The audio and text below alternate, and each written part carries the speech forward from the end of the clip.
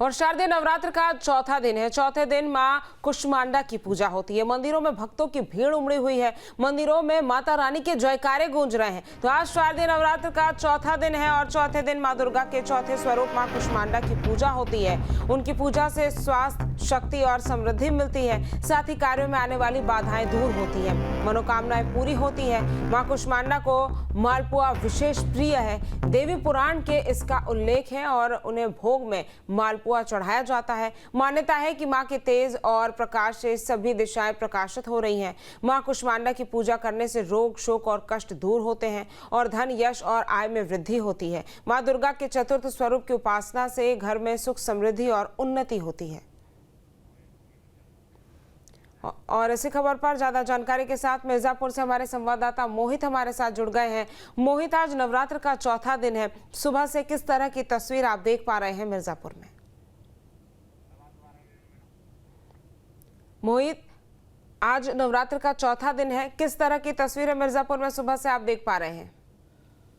जी, आपको बता दें कि आप मां विंध्यवासिनी के चौथे स्वरूप कुष्मांडा देवी का दर्शन हो रहा है और देर रात से ही भक्त देश के कोने कोने से आकर मां विंध्यवासिनी के दर्शन के लिए एक झलक पाने के लिए लाइनों में लगे हुए हैं।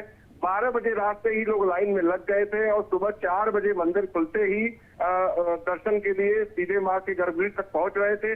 3 से 4 मां के श्रृंगार के लिए मंदिर बंद था और 4 बजे खुलते ही मां विंध्यवासिनी के गर्भगृह तक लोग पहुंच रहे थे। साथ ही आपको बता दें, अब ये दर्शन 12 बजे तक चलेगा। 12 से 1 बजे तक फिर मां का श्रृंगार होगा। फिर शाम को 7 से 8:15 और रात में 9:30 से 10:30 मां की बड़ी शयन आरती होती है।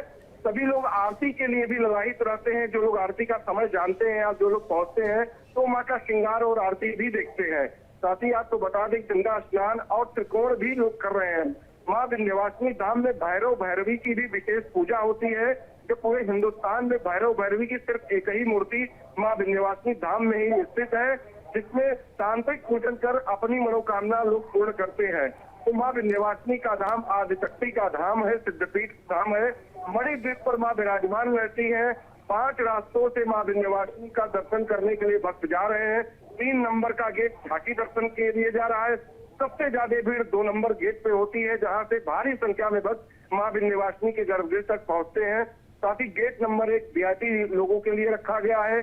2 नंबर गेट से, 4 नंबर और 5 नंबर गेट से भारी संख्या में लोग भक्त मां के पास पहुंचकर मां का आशीर्वाद ले रहे हैं। जी, और मोहित, कार्यक्रम किस तरह से आयोजित होंगे? क्योंकि नवरात्र में हम देखते हैं कि अलग अलग कार्यक्रम जो है वो आयोजित होते हैं, तो मंदिर में और मंदिर के आसपास किस तरह से कार्यक्रम को लेकर लोगों में उत्साह है और क्या कुछ कार्यक्रम नवरात्र के इस पर्व पर होने वाले हैं?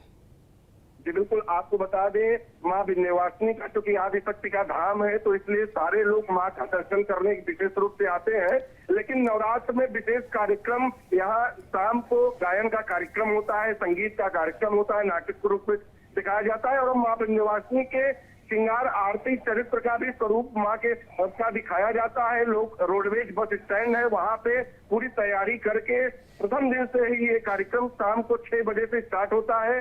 रात में 12 बजे तक ये आयोजन चलता है, जिसमें देवी गीत सुनाए जाते हैं, नृत्य किए जाते हैं। ऐसे तमाम कार्यक्रम हैं जो किए जाते हैं। और कल विंध्याचल क्षेत्र में ही एक जगह डांडिया और गरबा था, जिसकी वजह से कुछ यात्री वहां भी पहुंचे थे, लोकल लोग भी पहुंचे थे और मां विंध्यवासिनी का धाम दर्शन भी किए थे। तो भारी संख्या में यहाँ लोग पहुंचते हैं और कई आयोजन किए जाते हैं, गंगा आरती भी होती है। तो कुल मिलाकर मां विंध्यवासिनी का धाम इस समय भक्तों से पटा पड़ा हुआ है, जयकारों से गूंज रहा है। हमारे पीछे आप आवाज भी सुन रहे होंगे। जी बिल्कुल। और अगर व्यवस्था की बात की जाए मोहित, तो इतनी संख्या में जब श्रद्धालु आ रहे हैं तो किस तरह से मंदिर प्रांगण के साथ साथ मंदिर के आसपास व्यवस्था की गई है? क्या किसी तरह से रूट डाइवर्जन भी किया है? क्योंकि आपने वीआईपी मूवमेंट की भी बात की है यहाँ पर।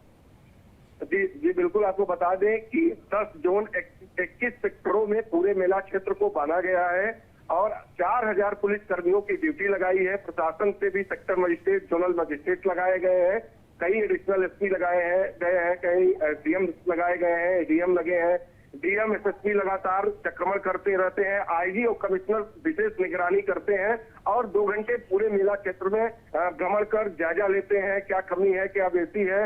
और जो वीआईपी मूवमेंट की बात करें तो गेट नंबर 1 पर पूरे तरीके से वीआईपी मूवमेंट के लिए रखा गया है, क्योंकि मां विंध्यवासिनी के धाम में राजनेताओं का आना बराबर बना रहता है।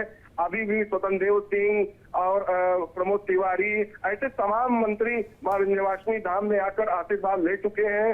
अभी कल से और भी बहुत सारे लोगों का आना जारी रहेगा, क्योंकि मां विंध्यवासिनी के धाम में राजनेताओं का पूजन पाठ हमेशा से चलता आ रहा है। सोनिया गांधी से लेके, राहुल गांधी से लेके और प्रियंका गांधी से लेके, इंदिरा गांधी से लेके, मुख्यमंत्री योगी आदित्यनाथ, राजनाथ सिंह, अमित शाह जैसे सारे लोग मां विंध्यवासिनी का आशीर्वाद लेने समय समय पर आते रहते हैं। जी ठीक है मोहित, तमाम जानकारी हम तक पहुंचाने के लिए आपका बहुत बहुत धन्यवाद। जहां भक्ति है हर शब्द में, कथाओं में छिपे हैं दिव्य रहस्य और ज्योतिष देता है जीवन को दिशा। धर्म से जुड़ी हर बातों को जानने के लिए हमारे चैनल स्तुति को सब्सक्राइब करें। चैनल पर जाने के लिए इस लिंक पर क्लिक करें।